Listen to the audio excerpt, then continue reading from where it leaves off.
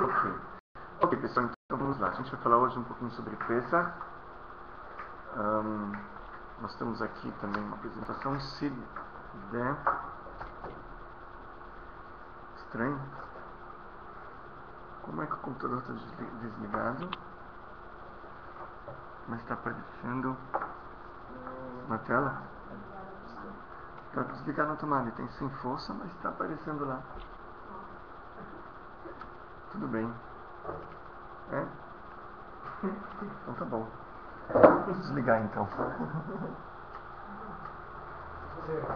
Oi? Não, porque esse interruptor especial é aquele antigo, não entra nessa tomada nova. Tudo bem. Eu tenho no carro. Você tem no carro para ligar lá? Eu tenho. Então tá bom. Então tá bom. Ok. Bom, enquanto ele busca no carro, a gente vai dar só uma pequena introdução, depois a Aline passa para ele também. Quem está mais familiarizado com a festa de Pesach? Dirley, Flávio, Wesley, conhece a festa de Pesach? Conhece um pouco? Não conheci agora. Ok. Samuel conhece Pesach? Ok. Bom, Pesach, qual o motivo da festa de Pesach?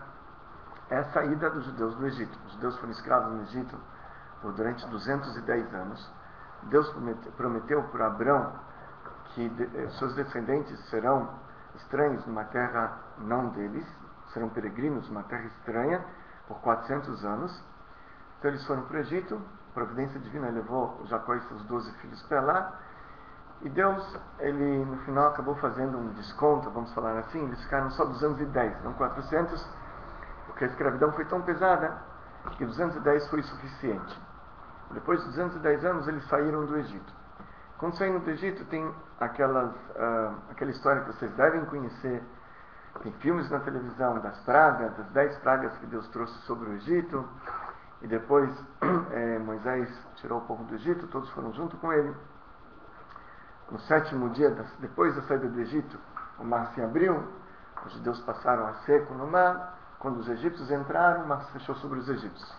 Ok? Então, esse foi o êxodo, a saída do Egito.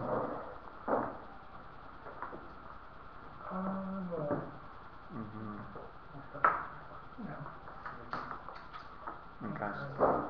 Ok, os slides era mais para mim me situar. Eu vou me situando por aqui. Não tem problema. Não é muito importante os slides, não. Era mais para mim me situar. Então, assim, a festa do Pesach está ligado com a saída do povo judeu do Egito. Faz exatamente 3.340. Perdi a conta. Eles saíram em 2.408 do Egito. Se não me falha a memória. Nós estamos em 5.773. Depois vocês fazem a conta quantos anos atrás isso foi.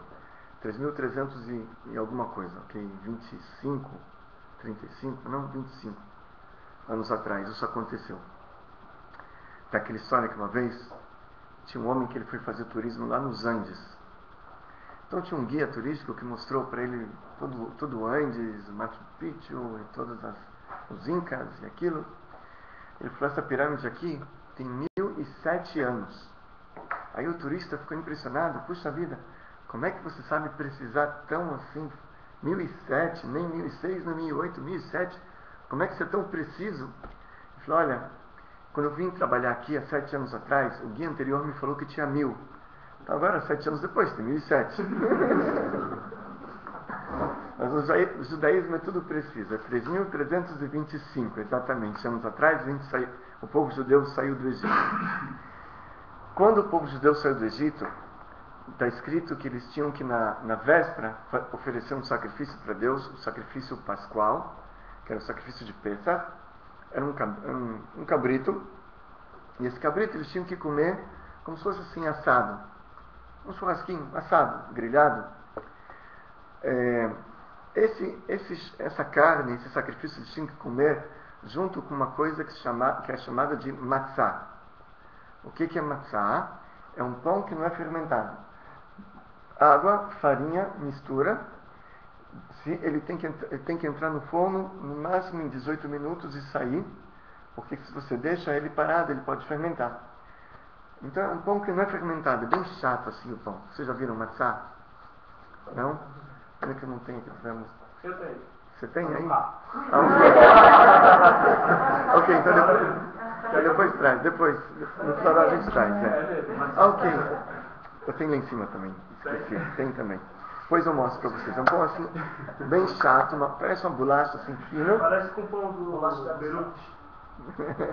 Não, na verdade não. Parece uma bolacha de água e sal. Parece uma bolacha de água e sal. Parece, é parecido, né? Exato, tem quadrado, tem redondo, né? Tem vários tipos. Mas o ponto é que é um pão que não é fermentado. Então Deus mandou eles comerem esse pão na véspera da saída do Egito, junto com o sacrifício de Pêssach. Depois, quando eles saíram do Egito, está escrito que eles tiveram que comer o matzá, porque não deu tempo de fermentar. O faraó expulsou eles quando teve... Ah, ok. Ótimo. Mostra aí, pessoal, então. É um cheio de fatias ali dentro depois. Sim. É igualzinho bolacha de sal, né? É parecido, o gosto é diferente, porque bolacha de sal é fermentado. Esse não é fermentado, então o gosto é um pouco diferente, né? Mas é assim, parecido. Isso.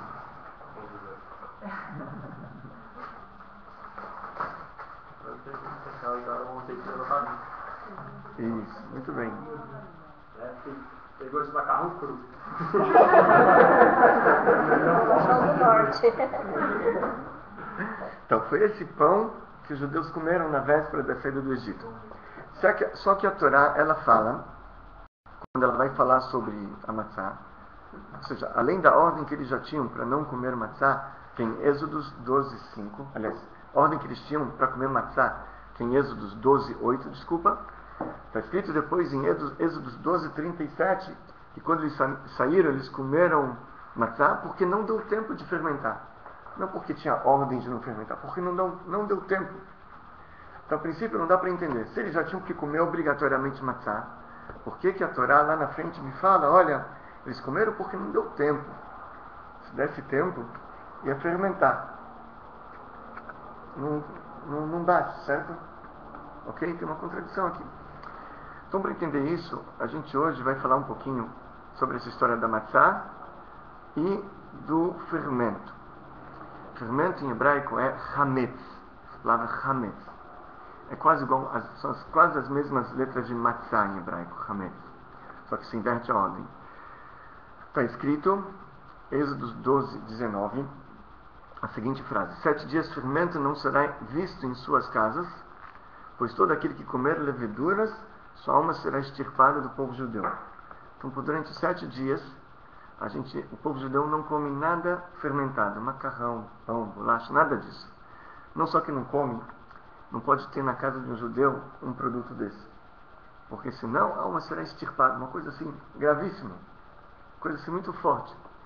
A proibição mais forte que tem na Torá é do fermento. Por exemplo, um judeu não pode comer porco, por exemplo.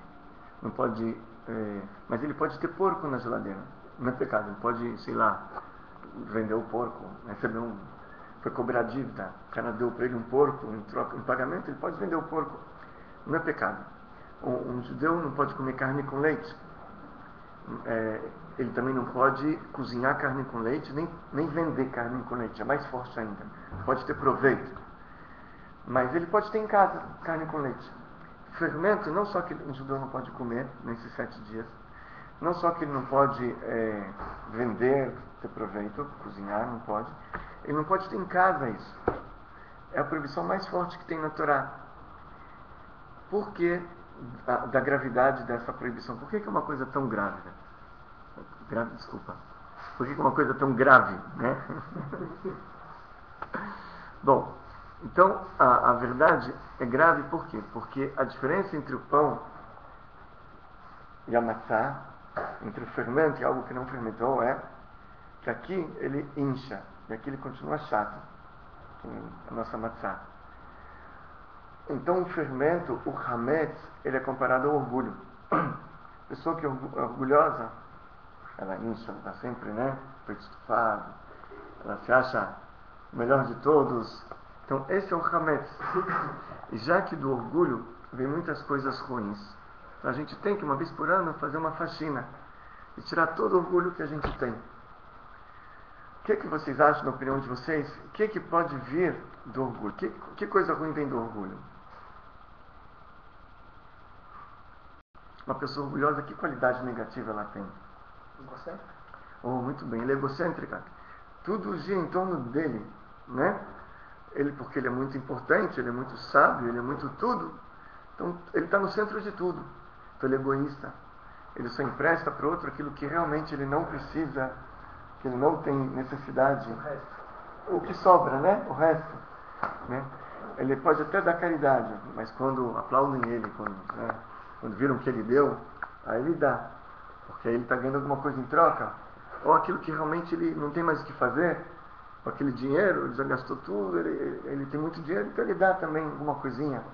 Mas ele é uma pessoa orgulhosa, egoísta, egocêntrica, é insociável. Muitas pessoas não gostam dele, ele não tem amigos verdadeiros. Certo? O que mais de ruim vem do orgulho? Pode pegar a cola, Daniela.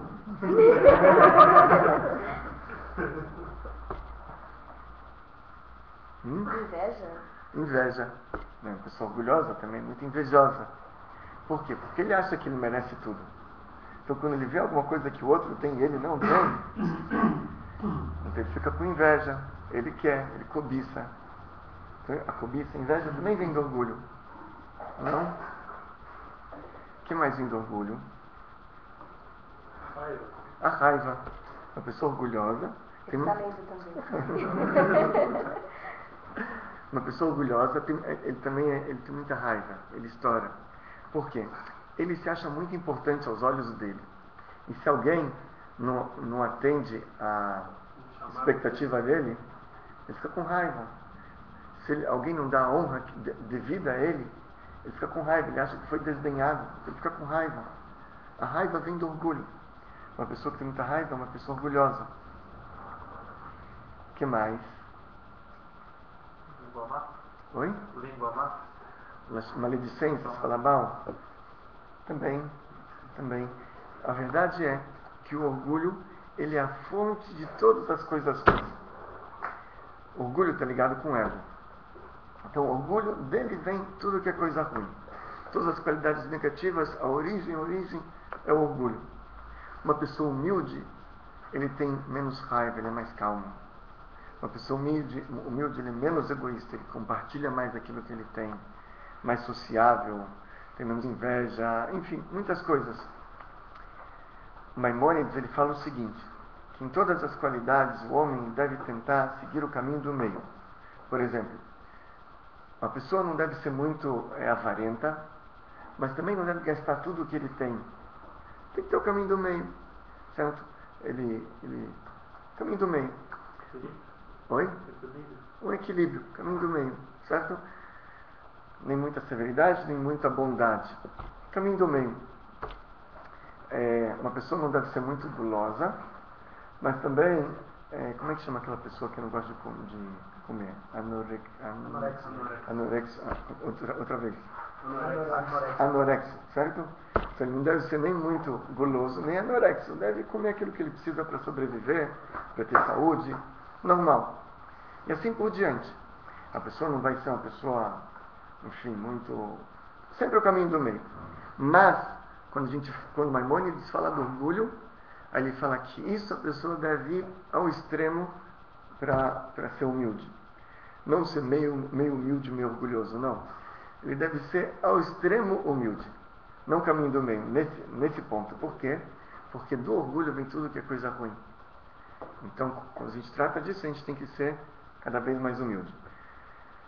Está escrito sobre Moisés, Ish Moshe anav meod mikol adam asher al pnei adamah. E o homem Moisés era muito humilde, mais do que todos os homens da face da terra. Tem um versículo, certo? Ele era o mais humilde, era muito humilde mais que todos os outros. Maimônides fala, não está escrito que Moisés era meio humilde ou um pouco humilde. Está escrito que ele era muito humilde. casos de orgulho, você tem que ir para o outro lado, para a humildade ao total. Então, isso está ligado também com o Hametz. Certo? O Hametz é o orgulho que a gente tem dentro de nós. É a parte espiritual da festa. É a parte que compete a todos nós trabalhar sobre o nosso orgulho para nos tornarmos pessoas mais humildes. Tinha uma história de um aluno, de um Hassid, do terceiro Rebbe de Chabad. Uma vez, ele entrou para falar com o Rebbe de Chabad, numa entrevista particular, e falou: Rebbe, na sinagoga, todo mundo pisa na minha cabeça. Impressionante. Eu vou lá, fulano pisa na minha cabeça. Eu abro minha boca aqui, pisam na minha cabeça. Não aguento mais. Aí o Rebbe falou: olha, o que eu posso fazer? Você se espalha pela sinagoga inteira, onde a pessoa pisa em cima de você. O orgulho dele era tão grande que ele botava o nariz em tudo quanto é lugar, não deixava lugar para as pessoas pisarem, né? Onde abriu a boca, ele estava lá, tinha que dar a opinião dele. Então, onde alguém pisava, tinha que pisar em cima dele. Uma vez, uma pessoa escreveu uma carta para o Rebbe, e a pessoa escreveu assim: eu não sei o que, não sei o que. O Rebbe, na resposta, ele sublinhou a palavra eu e colocou alma animal. Porque a alma animal, o ego, estão relacionados ao orgulho. E é eu acho isso, eu penso assim, eu faço isso, eu não sei o que. Estou sempre eu aqui, no centro de tudo. Então o Rebbe sublinhou alma animal. E depois disso, quando a gente começa a escrever para o Rebbe, a gente usa um outro termo, né? Em vez de eu, a gente usa nene. Em hebraico é eis que, alguma coisa assim, um outro termo. A gente não escreve eu, né? Tudo bem que a gente tem um animal, não precisa declarar isso para o Rebbe. Então, assim, está escrito, tem uns versículos, está escrito em Provérbios do rei Salomão. Sonei Hashem kol gvalev. Deus odeia todo orgulhoso. E o Talmud pega esse versículo e fala o seguinte: Deus fala, eu e orgulhoso não podemos morar juntos, podemos habitar juntos. Isso no Talmud, tratado de Sotá. Por quê? Porque essa pessoa que é orgulhosa, ele não deixa espaço para Deus. Ele ocupa todo espaço, então não deixa espaço para Deus. Isso foi que a gente comentou algumas aulas atrás, na semana passada também, que justamente pelo fato de Moisés ser o mais humilde de todos os homens, ele era aquela pessoa que menos ocultava a Deus. E Deus se revelava através de Moisés. Moisés, quando abria a boca, está escrito que Deus falava pela boca de Moisés. Ele era tão humilde que ele não ocultava a Deus. Tem uma frase no Talmud que fala assim: eu fui criado para servir o meu Criador. Só que tem uma outra versão, porque antigamente, quando escreveram o Talmud há 1700 anos atrás, então não existia gráfica, não existia uma profissão muito antiga que era escriba. O escriba, ele pegava, copiava, aí vendia o livro. O escriba era a gráfica de antigamente. Então, às vezes, como era uma pessoa escrevendo, tinha diferentes versões. Então tem duas versões sobre isso. Uma está escrito: eu fui criado para servir meu Criador. E uma outra versão está escrito: eu não fui criado somente para servir meu Criador. Qual a diferença? Parece a mesma coisa, né? Mas um está mostrando que ele não serve só o Criador, mas serve a todos, em qualquer coisa. Então, mais ou menos por aí. Porque ele fala assim: primeiro de tudo, ele fala: eu fui criado, eu existo, eu estou aqui, eu sou importante, então eu preciso disso, daquilo e daquilo. Preciso que escutem minha voz, que escutem minha opinião e que atendam minhas exigências. Eu fui criado, eu sou uma existência, sou importante. E depois, também tem que servir meu Criador. Preciso servir meu Criador. Mas primeiro de tudo, eu fui criado. Na outra versão, que provavelmente é a original, o Rebbe sempre fez essa segunda versão, então a gente fala: eu não fui criado somente para servir meu Criador. Primeiro de tudo, eu não fui criado. Eu não existo, não sou nada. O ego aqui está zero, não existe. Eu não fui criado. Tudo que existe é Deus, não existe nada além de Deus. Então não fui criado. Se tem alguma coisa, então é somente para servir o Criador. Se existe alguma coisa aqui, toda a minha essência, toda a minha existência é somente para servir o Criador. Então esse era o Moisés. Moisés falava assim: eu não fui criado. E se tem alguma coisa aqui, é para servir o Criador. Certo? Quando, se Deus quiser, a gente começar a estudar um pouquinho mais de Hassidut, Kabbalah, aí sim a gente vai entender o que realmente, o que quer dizer eu não fui criado. Porque Deus é tudo e não existe absolutamente nada além de Deus. Tudo é Deus. Não existe nada além de Deus. Certo? Quando a gente entende, introspecta isso e traz isso para dentro de nós, Moisés conseguiu sentir isso na vida dele. Ele não sentia ele. Então Deus se revelava através dele. Ele não foi criado. Eu não estou aqui, só existe Deus. Não existe nada além de Deus. É o que ele sentia. Certo? Por isso o Salmo 90 começa um salmo de Moisés, um homem divino.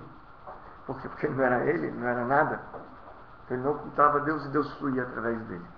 Moisés abria a boca, era Deus falando pela garganta de Moisés. Certo?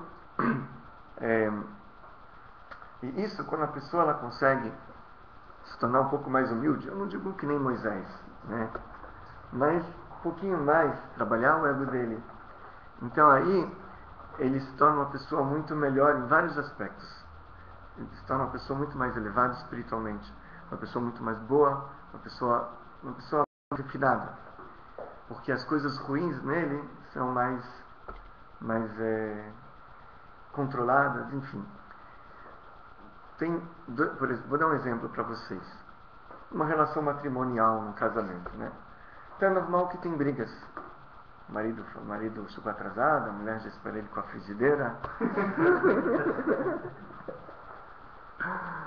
Ou o marido, ele estava com fome, a mulher não preparou janta, então ele já fica bravo. Normal, tem intrigas, né? Todo casal tem. Então tem 2 versículos na Torá que falam sobre isso. Um versículo é um versículo que costuma ser escrito num documento chamado Tnaim, que é o noivado judaico. Esse documento começa com a seguinte frase: Matzah Isha Matzatov Vaifek Ratzon Met Hashem. Ele achou uma mulher, achou algo bom e fez a vontade de Deus. Mas tem um outro versículo, que é um versículo, acho que em Kohelet, Eclesiastes, que fala assim: Motzeh ani et haisha mar bimavet. Eu acho a mulher pior que a morte. Desculpa as senhoritas que estão aqui, mas o rei Salomão falou isso. Agora, fiquem calmas. Porque tem uma explicação muito bonita disso.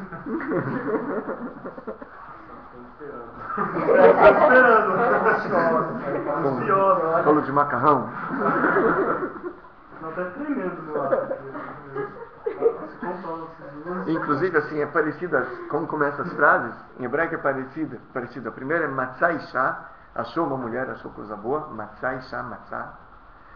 E a outra começa, Motzeh ani, eu acho a mulher pior que a morte. Eu acho, Motzeh. Então, em Jerusalém, antigamente, quando a pessoa casava, no dia seguinte perguntavam para ele: e aí, Matzah ou Motzeh?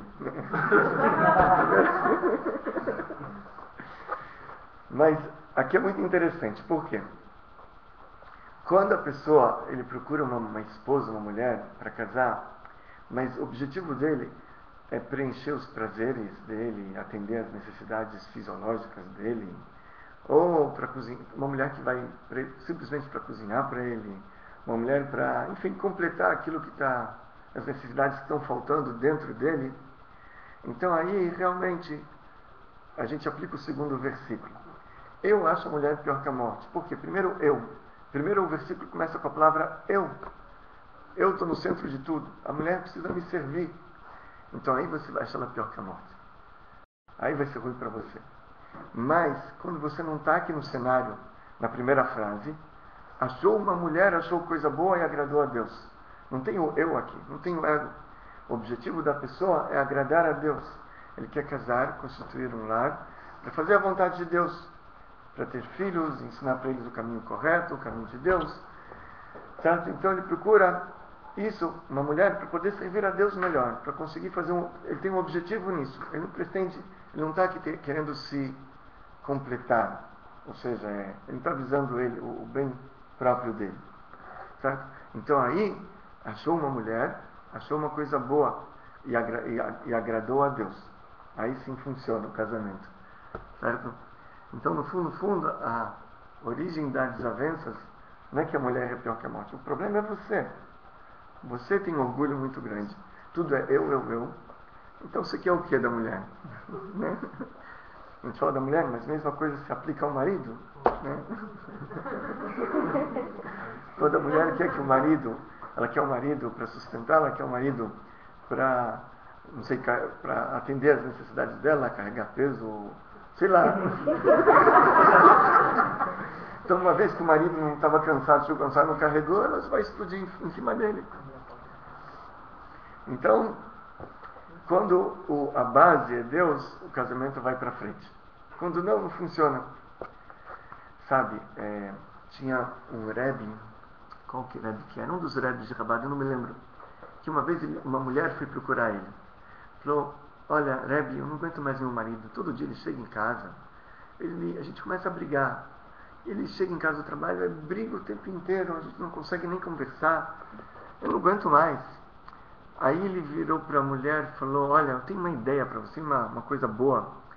Sabe, você pega uma água, pega uma caneca de água. Antes dele chegar, você lava a mão com essa água. Depois pega essa água que você lavou a mão. Quando ele estiver chegando, antes de bater na porta, você bota essa água na boca, enche a boca de água. E, desde que ele entrar, você fica 5 minutos com a água na boca. 5 minutos com a água na boca, isso vai funcionar, vai melhorar seu casamento. Ela achou que eram poucos, alguma coisa assim, lava a mão, bota água na boca. Mas tá bom, o Rebbe falou, ela vai fazer. Então ela pegou a caneca, lavou a mão com a água, pegou a água, o marido estava entrando já na porta, ela botou água na boca, o marido chegou e falou, boa noite.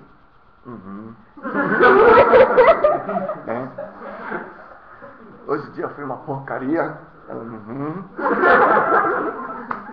Cadê o jantar, mulher?